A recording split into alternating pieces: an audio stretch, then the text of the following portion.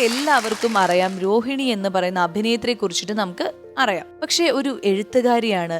അത് കഥ എഴുതും, പാട്ട് എഴുതും, കവിത എഴുതും, പിന്നെ വേറെ, അതായത് തിരക്കഥാകൃത്താണ് അല്ലേ.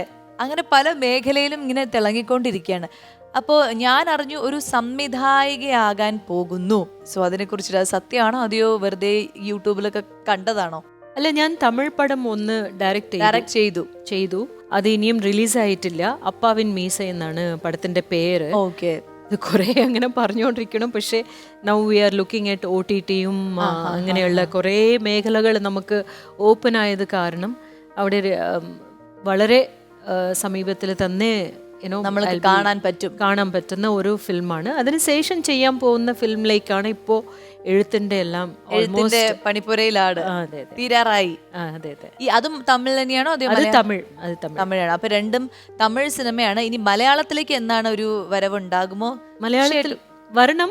സോ മലയാളത്തിൽ ചെയ്യണമെങ്കിൽ I cannot just do A film like that. എന്ന് വെച്ചാൽ ഇവിടുത്തെ ഒരു ജീവിതത്തിൻ്റെ അതിൻ്റെ എല്ലാവിധമായിട്ടുള്ള ഒരു ന്യൂവാൻസസും എനിക്ക് മനസ്സിലാക്കാൻ പറ്റണം. അതുമാത്രമല്ല, മലയാളത്തിൽ ചെയ്യാൻ വരുമ്പോൾ അതൊരു ഭയങ്കര ഒരു പരീക്ഷ തന്നെ. അതെ അതെ, എല്ലാ ലാംഗ്വേജസും അങ്ങനെയാണ്. പക്ഷെ ഞാൻ കുറേ മാസ്റ്റേഴ്സ് കണ്ടതും പഠിച്ചതും ഇവിടെ ആയതുകൊണ്ട് I have to be really careful. പക്ഷെ ഡയറക്ഷൻ എന്ന് പറയണത് എങ്ങനെയാണെന്ന് വെച്ചാൽ നമ്മുടെ ഉള്ളിലൊരു എക്സ്പ്രഷൻ ഉണ്ടല്ലോ, ആ എക്സ്പ്രഷനു ഇനിയും അധികമായിട്ട് നമുക്ക് തന്നെ എല്ലാം ചെയ്യാൻ പറ്റുക എന്നുള്ളത്. പിന്നെ വേറൊരു ഇതെന്താന്ന് വെച്ചാൽ നമുക്ക് പറയാനുള്ള കഥകൾ കുറച്ചുണ്ട്. ഇപ്പോൾ പറയുന്ന കഥകൾ ഇപ്പോൾ വന്നിട്ടുണ്ട്. Like Indian cinema has come to that place where beyond love stories കുറെ കഥകളുണ്ട്. നമ്മുടെ സോഷ്യൽ റെലവന്റ് ആയിട്ടുള്ള കുറെ കഥകൾ നമുക്ക് പേഴ്സണൽ ആയാലും റിലേഷൻഷിപ്പ് സ്റ്റോറീസ് ആയാലും കൂടി ഒരു ലവ് എന്ന് പറയുന്നതിൻ്റെ കുറേ ഡയമെൻഷൻസ് ഉണ്ടല്ലോ, അത് എത്തിച്ചേരാനുള്ള ഒരു സ്ഥലത്തേക്ക് ഇപ്പോൾ വരുന്നുണ്ട്. ഈ ലവ് സ്റ്റോറി എന്ന് പറയുമ്പോൾ ഒരു ചേച്ചിയൊക്കെ ചെയ്തിട്ടുള്ള ഒരുവിധം എല്ലാം കൂടുതൽ ലവ് സ്റ്റോറീസ് ആയിരിക്കും, അല്ലെങ്കിൽ ഒരു typical kind of love stories ആയിരിക്കും. പക്ഷെ ഇന്നും ഈ ലവ് സ്റ്റോറി എന്ന് പറയുമ്പോൾ അത് എപ്പോഴും ആളുകൾക്ക് ഇഷ്ടമാണ്. ഇപ്പോൾ റീസെൻ്റ്ലി നമുക്കറിയാം തെലുഗുലെ സീതാരാമം എന്ന് പറഞ്ഞ മൂവി, അതും ഒരു പഴയ രീതിയിലുള്ള ലവ് സ്റ്റോറിയാണ്. നമുക്കെല്ലാം പ്രെഡിക്റ്റ് ചെയ്യാൻ പറ്റും ആ ഒരു ലവ് എങ്ങനെയായിരിക്കുന്നു. പക്ഷെ ഭയങ്കര രസമായിട്ട് അവരത് വിഷ്വലി എടുത്തിട്ടുണ്ട്. ആൻഡ് അത് ഹിറ്റായി. ചേച്ചിയും അതിലൊരു there was a guest role in the beginning. അത് ദുൽഖറിനോടാണ്. Dulquer has matured as an actor. He's also reserved but very very cool. Yeah, actually you can say that.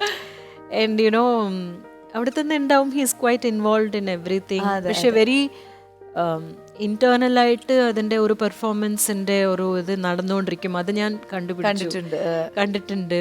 And we were shooting in Kashmir. ആ ഒരു scene it was like raining. അന്ന് റെയിനും ഭയങ്കര തണുപ്പും. ഞങ്ങള് എപ്പോഴാ ഇത് തീരുക എന്നത് മാതിരി. He was going through that for already ഒരു 20 ദിവസം കഴിഞ്ഞിട്ടാണ് അവിടെ വന്നത്. പക്ഷെ his performance was very good in Sita Ramam. Get his love and he ശരിക്കും തന്നെ ഞാൻ അതിൽ പറയുമല്ലോ, ഞാൻ എൻ്റെ മകനൊരു കത്ത് എഴുതി എന്ന് പറയുന്നതൊക്കെ like you feel like giving all that love.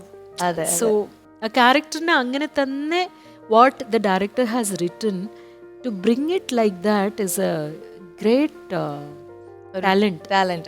Great talent. Yes.